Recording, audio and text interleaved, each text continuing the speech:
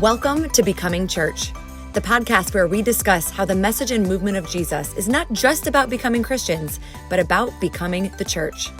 I'm your host, Kristin Young, and I'm so glad you are joining the conversation.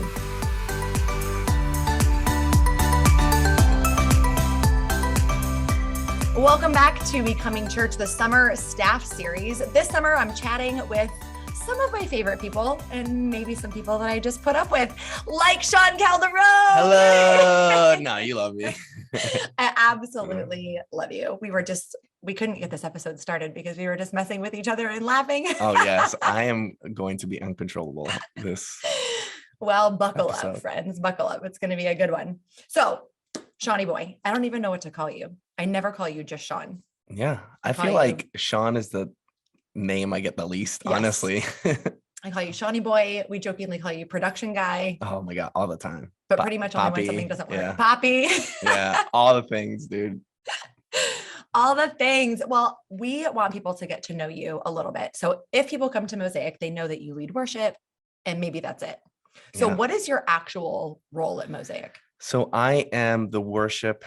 And well, it actually changed. It changed in the middle of me being at Mosaic. Okay. At first it was, I noticed that it changed. I don't know if anybody else knew this, but at first on the website, it said worship and production director. And then somewhere along the past year and a half, it became worship and production pastor. And I'm fine with that because I think I took it like a pastoral role regardless. Yeah. But yeah. I think I did that. You did that? Yeah, because weren't you? So it was one of those funny things where you came in and we were like, oh, he'll be the director. But then you had been a pastor at the church you came from. Yeah. And right? before that too. And before that. So I was like, well, I don't want to rob him of this. I don't care. I know you don't care, but still, it's a big deal. Yeah. Well, I mean, I guess the way that I look at it is like whether you have the title, and it took me a while to like come to this realization, but I think whether you have the title or not, the way that you treat people is really a definition of whether or not you're, pastoring people. And, who knows, in a couple of years, maybe I'm not in this role, but I think the way that just I'm created, I can't help but to care for people. And so like, that's just going to be, whether I have the title or not in front of my name, like I'm still gonna, operate the same. Well, and honestly, I think that's why it changed on the website, because it wasn't just a conversation of like, do we just give this to him because he had it before, but we actually saw you live this out. Like we've seen how you care for your teams and take care of your people, and you do actually pastor people. So I was like, I'm going to change this. We're going to give that to him. So Shawnee boy, how long have you been at Mosaic? Oh man, I've been in Mosaic. Well, does the time where I was like only on Zoom count? Not really. Not right? really. Especially because you just kept making it longer and longer. And that doesn't count. All right. So for context, I accepted the job on December 31st, 2020. In the middle of the things. Yes, lockdown, in the middle of COVID, all of that. All of the things. But I specifically remember I came back I kind of did like a day trip into New York City, went to a couple of museums. And then on my way back, I called Mike Smith and I was like, hey, I'm going to take it like all in. And then I was working remotely for like a month or two. It was like a month or two or something from like New that. Jersey? From New Jersey. I hate you. Yes, unfortunately. Yeah, from New Jersey, regrettably. From New Jersey, worked there worked for Mosaic for like a month or two. And then I actually moved to Charlotte. What was it? February 4th. And my first day was February 5th, 2021. And then I lived with Mike for a month. So what is that? Like a year and a half? Yeah. Yeah. Crazy. It feels like it's been a lot longer. It does. Whoa, hey, chill. In the best way. People are going to pick up that we have very much like a brother-sister relationship. Totally. So it's all good, guys. All right. So I know that you found Mosaic really because of the job opening. Yes. But is there any other way? Like, what was it about Mosaic that you were like, oh, I want to apply here? Or were you literally like, I'm going to apply anywhere? Well, I applied to a lot of places. You did. I'm not going to lie. But one of the things that I would always look at when I was applying to a new place was like the staff. And I would always go to the staff to kind of see like not just like the diversity, of course, but also like who is on staff, like the kind of people on staff, you know, what's the age range, like will I fit into that kind of like system? And there were a lot of, you know, ministries and a lot of churches that only had, you know, much older white men on their staff, which I mean, in some contexts, that's not wrong. You know, I'm not going to shoot that down, Right.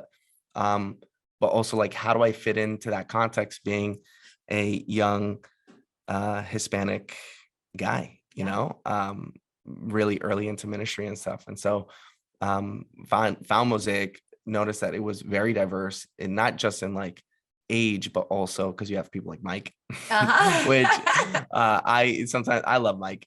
But he's kind of like a resident old guy. He's our token older white guy. Yeah, he's our token older white guy. I love you, Mike. And so when you hear this, just know I love you very dearly.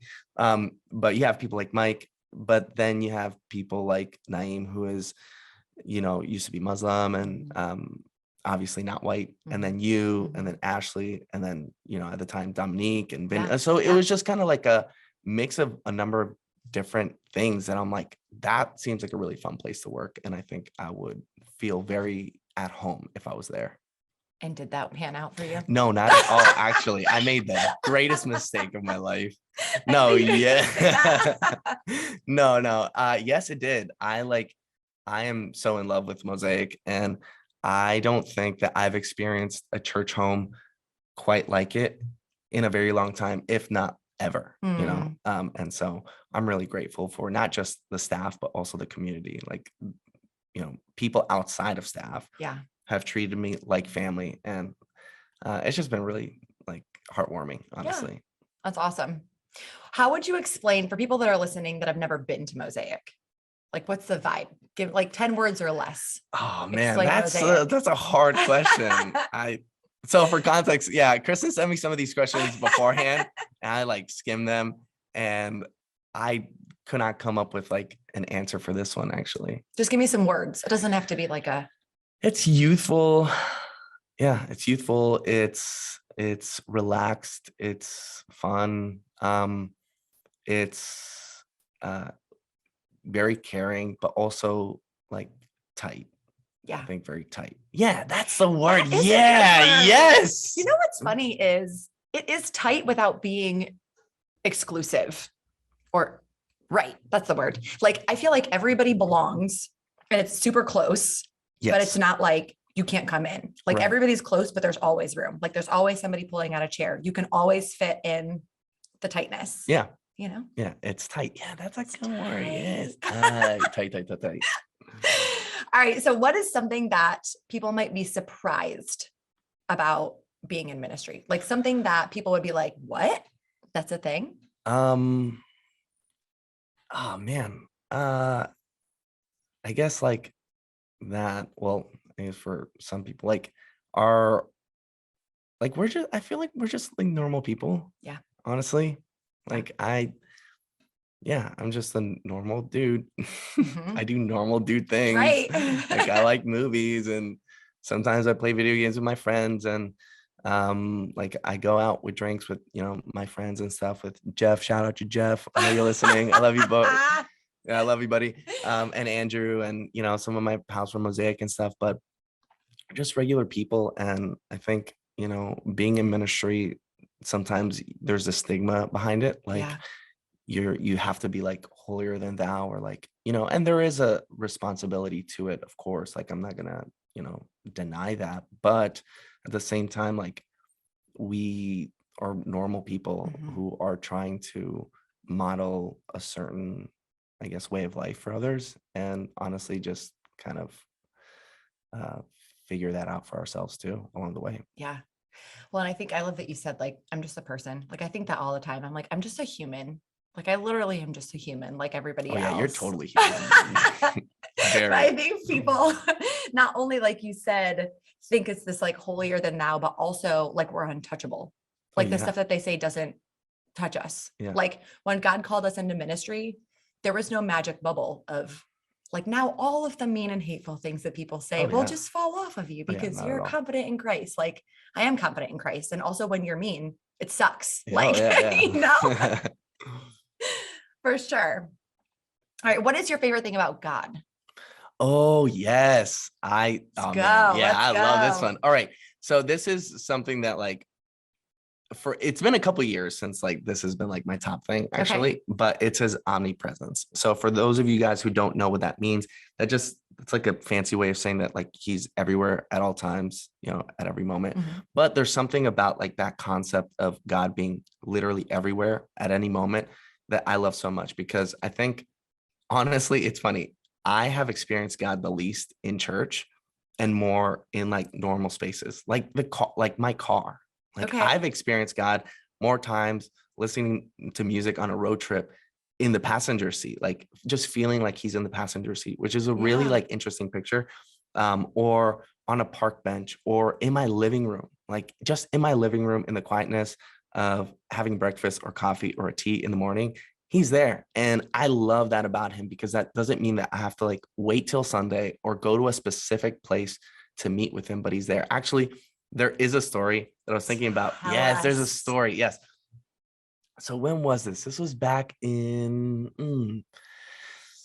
this was 2015. So this is a while ago, right? So this is 2015. And I was like in kind of like a rough time with my faith in a way, and I was kind of trying to like dive back into it. But anyway, in the process of like trying to figure out who God was and where my relationship was with him at the time, I often title that season of my life the springtime of my faith, because it felt like things came to color. And yeah, like things started to bloom. Like it really, like it felt like that. But my fondest memory of kind of like this idea of omnipresence, or that he's everywhere, was that there were moments where I would be riding the bus, right, in New York, public transportation, like people cursing at each other, like yelling, like, "Oh, bus driver, you're late," like whatever, like all sorts of things. But I'm there sitting, on the bus, cheesing, like from ear to ear, smiling, because it literally felt like Jesus was there next to me on the bus every single day, like while I would read or listen to music. That's so cool. And that's when like that idea that, wow, like there is this person. He's not just a character in a story that was written forever ago, but like he's a real life person that sits with you on the bus or in the car or in your living room, and your whole mood changes. Like it was incredible to experience that. And so sometimes I go back to kind of like that recollection of that springtime, and I'm like, wow, you were like, some of my best moments with you, honestly, were probably in the most like unlikely of places, right? I love that. Because most people think, oh, it's church, or it's like in this like holy place. Like, no, like it was in a dirty New York City bus on my way to school, community college, while there was all of this stuff going on, like all this chaos, and they're in the middle of a very unlikely place. God's right there. That's so cool. Yeah, it just felt like we were buddies. Now, for the people, I very much understand what you're saying. My favorite time to like find Jesus or God, or both, and is in like the weirdest of spots. Oh yes. My favorite place to find Jesus is in animated movies, but that's a conversation for another day. But for somebody who's like, wait, what? Jesus was sitting on the bus with you. What does that mean? Like, how do you know that God is in your living room when you're having coffee? Like for you, how do you know? Does it feel like something? Does it change your mood? Like, so it's, in a way, it almost depends. I feel like it, his part is, I mean, he does like the 90%, I feel like, right? And then there's, a part of it that we also have to press into when it comes to that. But the reality is like, he is everywhere at all times. I'm not just, it's really me, right? Like I'm not always listening, or I'm not always aware. And there is definitely a mood shift whenever I like bring myself to that awareness. Like, wait, take a moment. He's here right now. And that alone will be like enough. Like even just now, they're really weird, but like, I was like, took a little pause. He's here right now. And then there's this black chair that I wish you guys can see, kind of like this empty room, but there's this black chair. And I'm like, I can only imagine that he's probably there, like sitting right there. Right. But yeah, it's just bringing, I think, bringing yourself to that small awareness, like he's actually everywhere. Yeah. So like, where are you? Right. Yeah. And I think bringing yourself to that awareness and even just asking the question like, hey, where are you right now? Is huge, because again, he does the 90%. He does the heavy lifting. Right. He does like, he just is always there and shows up, but we have to actually like want to know where he is and be aware of that too. I love that. I turned and looked at the chair and now I want to like pull it up to the table with us. Come on, Jesus, come sit with us. I love that you said, and you said this more than once, you have to, it's an awareness that you have to stop and you have to pause. And that's a verb and it's an action, because I do think it's a practice. Like God is always there, but it's up to us to see it. It's up to us to go, okay, like I'm going to open my eyes to whatever he wants to show me in this moment. Yeah. And so I think sometimes people expect either like an audible voice or like something weird to happen. Yeah, and it literally is just practicing. Ask exactly like you said, the more that you do it, I think the more that we see him in the everyday or the, tiny little moments. That's awesome. All right. I want to turn the corner. I want to switch over to quick-fire questions. Let's go. These can be silly, serious, whatever pops to your head. Something that you love. Tell me something you love. Oh, I hate musicals. No, no, I love to not like musicals. No, I'm just kidding. Here we go again. I love animals. I love I love cats and dogs. Okay. Oh my gosh, I'm a sucker for dogs. I'm a sucker for. Oh my gosh, yeah. Yeah, I love. One of my favorite things is being in public with you when there's dogs, because forget about it. Yeah. You'll disappear and I'm like, where's he's over here, my gosh. Baby talking this puppy. I will like roll on the bare floor, and I've done it before, like just at Optimus Hall. I remember that time we had our meetings. Yes. And there was a dog, and I'm like on the floor. I have so many videos of you on my phone of just like you and different dogs, like out in public. Just be like your Charlotte pet, like, pet person. Yeah. You're gonna be the Charlotte pet person. Yeah. Charlotte pet person. I won't take care of your dogs, not all of them, but like I'll be there to pet them and talk to them. Yeah. Yeah. Also, let's rewind a second.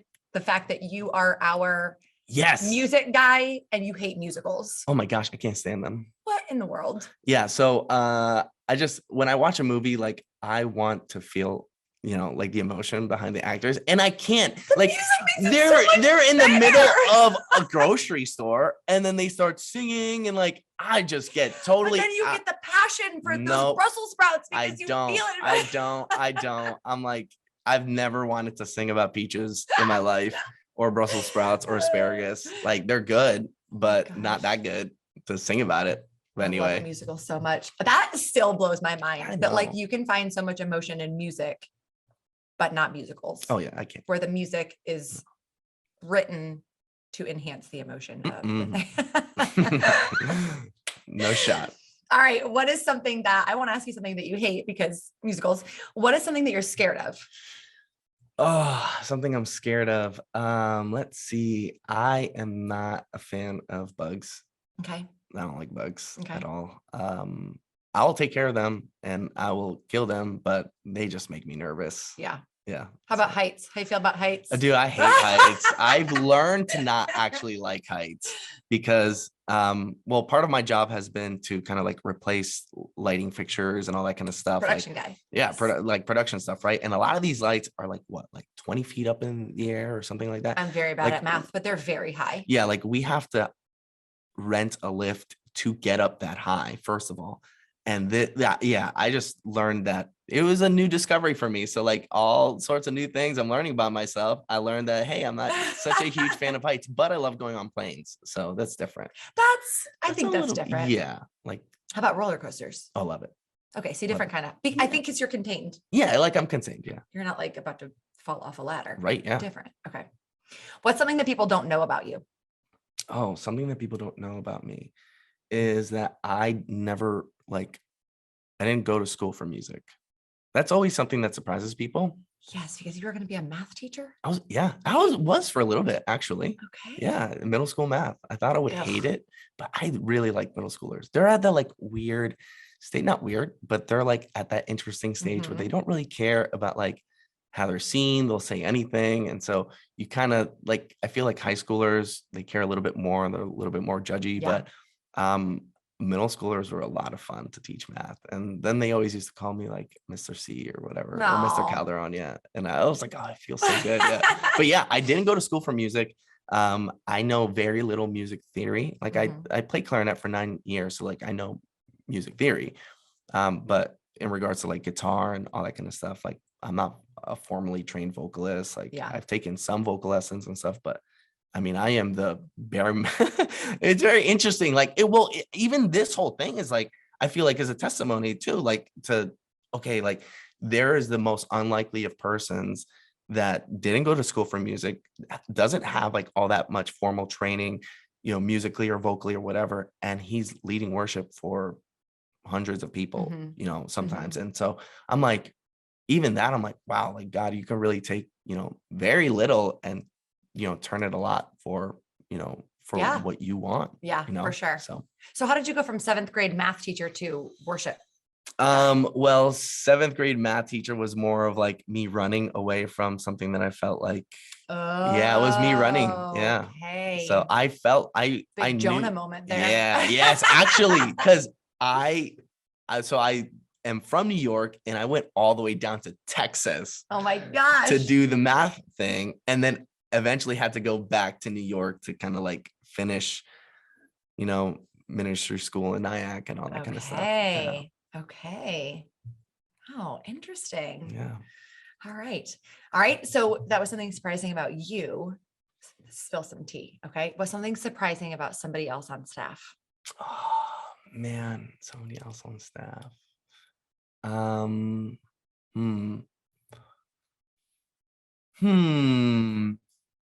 What shall we say? I gave you this question in advance. I know.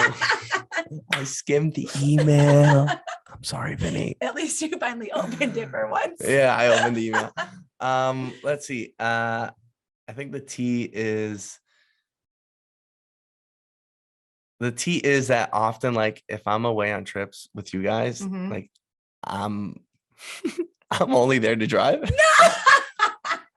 When we went to Florida a couple weeks ago, a couple months ago, Yeah. I just came to the realization that I was probably invited so that I can drive both you and Naeem to this thing. But it was fun. Listen, I love was driving. Happy to drive. Oh, I know. I liked it. I also wanted you to be there. Yeah. Well, you did. Yeah. I love you, Naeem. No, that is Naeem. People probably don't know, when he travels, if he goes somewhere in driving distance, he really likes to take somebody with him. Yeah. Because he likes to prepare and all the things. And not think about driving. It's fun. I mean, I like to drive, so I didn't mind it. I'll do it again. Fun. Good. Because I'm sure we'll have more trips. Yes, let's go. Yes. I need you to come with me. We had so much fun. Yeah. And I make great time. Oh my gosh. We get there on time. Listen, and before time. I talked to God a lot on that trip. I was like, please be in this back seat with me. Because Hey! to Florida. All right. What is your favorite color? Navy blue. Favorite snack? Whoa, let's see. I like me some strawberries. No, blueberries. Oh my gosh, I eat packs of that. I eat packs of blue. I will go grocery shopping. This is the real me coming out right now, right? I will go to the grocery store. I'll get stuff for the week, right? Because I like to meal prep, all sorts of things, right? I get chicken, asparagus, whatever, and I'll get blueberries because here they're usually they're more expensive in New York, but here they're much cheaper. And so I'll get packs, right? 2 packs. By the end of 2 days, they're gone, if not the same day. And I will text the staff. I'm like, I did it again. What? That's Britney Spears. Oops, I did it again, right? Yes, yeah. Music guy. Yeah, let's go, right? I've texted you guys. I'm like, guys, I did it again. I just binge ate 2 full packs of blueberries. Eventually, I feel like I'm gonna turn into that little girl from Willy Wonka. Yeah, and just a big blueberry on Sunday. You are. Oh my gosh. I wish this was like video recorded, because this is exactly what one of the things I love about you so much. Sean just got so animated. Like there was like sparkle in his eyes and his hands were going. We can be in conversation about, I don't know, whatever. I love having meetings with you. Like I think our production, creative, series planning, those are some of my favorite meetings. Number one, y'all just cause shenanigans if I'm not there. So I have to be there to really get it in. But we will be in conversation or planning something, and it can be something you're super excited about, like blueberries, or it can be something that you're like passionately angry about, like a TikTok or something, and you get so animated, and it just makes me giggle every single time. I love that. Don't ever change. Oh my gosh. All right. What's a song you're listening to right now? Oh, actually there's one, I was listening to the car. I posted it on my story yesterday. It's called You and I by Kaleidoscope. But it's, it's just a really Which great is your song. favorite band? It's my Right? favorite favorite band. I love them so much. I actually shout out to Justin Southard, who plays bass and electric for us at Mosaic. He got me a signed pick guard, like an electric guitar pick guard signed by all the members of the band. And because I missed their concert most recently in Charlotte, but he actually worked with them. And so he got me this signed thing. And so it was a great gift. It's amazing. Yeah. But You and I by Kaleidoscope, it just talks about the relationship that he has with God and stuff. And it's all like real music. Like obviously like it's, faith-based music, but it is in such a real, raw, relatable way that's why I like it. Cause it's not like stuff that you hear on K-Love or whatever. Right. No shade. Right. No shade. No shade. We just won't tag them. It's okay. They'll never know. Yeah, they'll never know. What's something you're reading right now?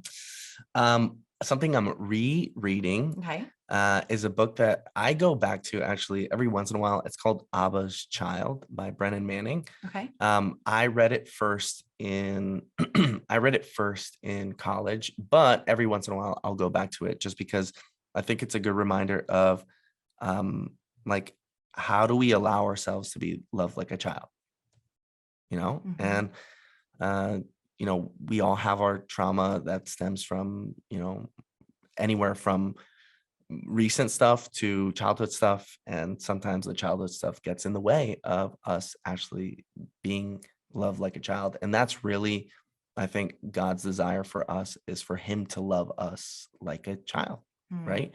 And there are just moments where I feel like I need that reminder, like, okay, Sean, like you've had to be a grown-up for a year and a half, right? Now, what does it look like for God to love you like a kid? Like, what does it look like for God to love Shonita, right? Oh, Like, you're making me cry.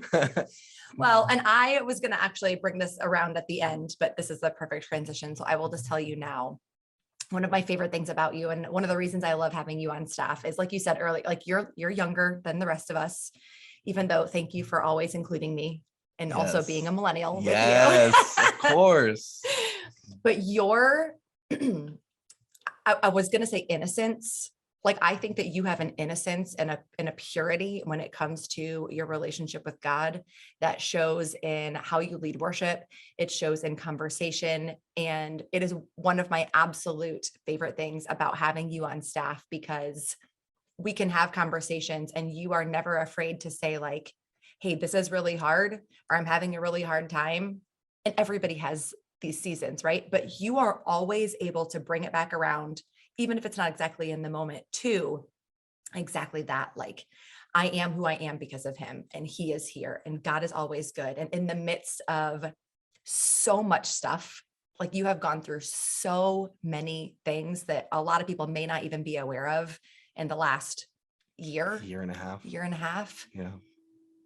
And not once ever have I seen you get up on that stage and like fake it till you make it, or have negative energy come out of you, or like even somehow in the midst of the hardest seasons, you get up there with a purity and an innocence, and you just lead people so well, because it is so apparent, like in just how much you love him, and you know that you're loved by him.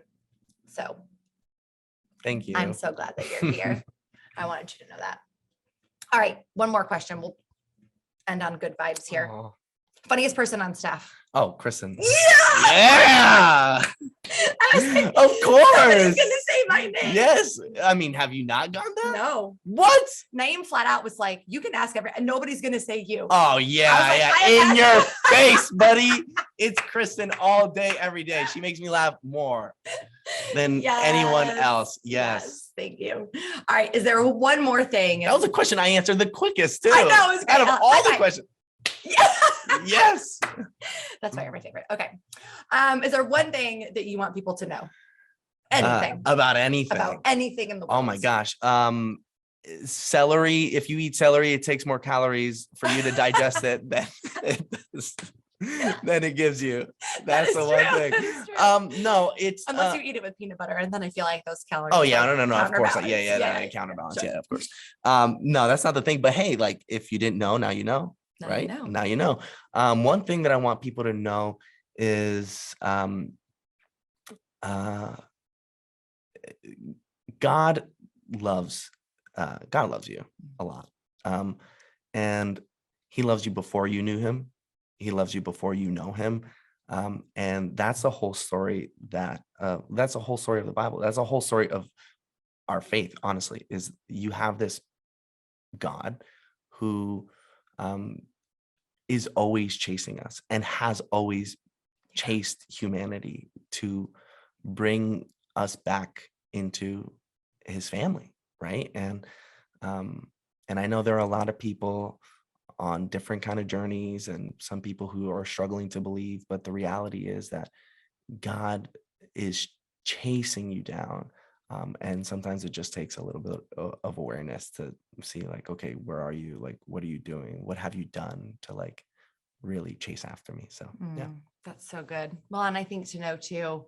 Also, I have a song coming out soon on Spotify. Yes, I almost forgot about that. It's coming out soon. Yes. Maybe we'll link it up in the show notes if it's out by the time this episode drops. It'll be out in like 2 weeks. So what's it called? I haven't even landed on the title yet. Oh. Yeah. Can you please title it like Kristin's the funniest at Mosaic? No, it won't be that. Oh, dang it. I wish. Maybe I should write a song.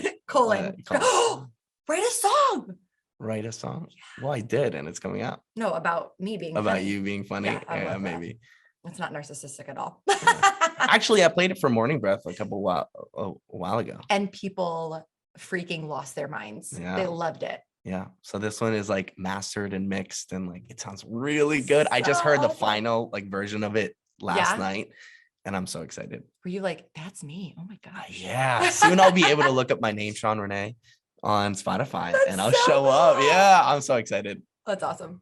It's only the beginning for you. It's only the beginning. Yeah. I have more to come. All right, friends. Well, thank you so much for being here. Subscribe. If this is the first time you're listening to the podcast, we'd love for you to go and subscribe or follow, depending on what platform you're using. Do it. Also, especially for those of you that we shouted out by name, it would be really helpful if you could leave us a review. It just takes a second. Hit those stars, preferably all 5 of them. Let us know why you like the podcast. Yeah, you can like hit all 5 stars. Be like, this, I hated this episode. 5 stars. Actually true. Yes.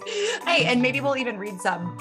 If you write a good review, we'll read it in an upcoming episode. But thanks for being here. Make sure you share this and hey, follow Sean on Spotify. Yes, soon. Yeah, soon.